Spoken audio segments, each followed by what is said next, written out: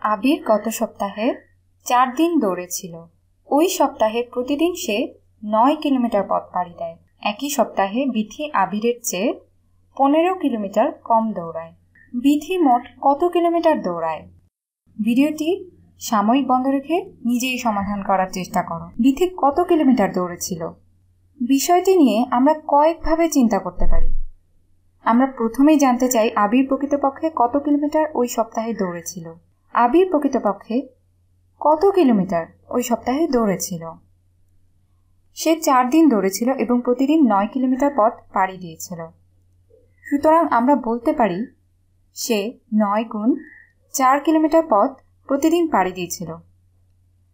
আমরা এটি দেখতে পাচ্ছি এই পরিমাণ দূরত্ব একদিনে পাড়ি দিয়েছিল, এই পরিমাণ দূরত্ব 2 দিনে পাড়ি দিয়েছিল, এই পরিমাণ 3 দিনে পাড়ি দিয়েছিল এবং এই পরিমাণ দূরত্ব 4 দিনে পাড়ি দিয়েছিল। সুতরাং এটা কি? 4 গুণ 9 কিলোমিটার সমান কত? যাই হোক, এটা মূলত 9 যোগ 9 যোগ 9 যোগ 9। সুতরাং আমরা পরপর 9 যোগ করতে পারি। 9 যোগ 9 সমান 18 যোগ 9 সমান 27 যোগ 9 সমান 36। তাই সে মোট 36 কিলোমিটার দৌড়েছিল, সর্বমোট 36 কিলোমিটার।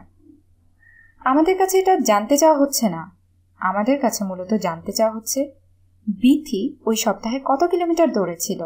এবং আমরা জানি বিথি আবিরের চেয়ে 15 কিলোমিটার কম দূরত্ব দৌড়েছিল।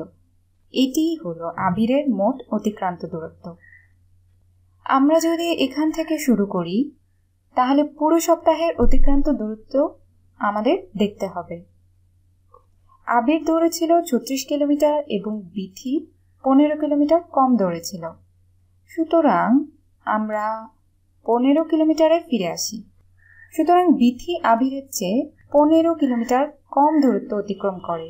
সুতরাং এটা হলো 15 কিলোমিটার কম এবং বিথি এই দূরত্ব অতিক্রম করেছিল। সুতরাং এটা হলো ওই সপ্তাহে বিথির অতিক্রম করা দূরত্ব। তাহলে আমরা এটা কিভাবে বের করব?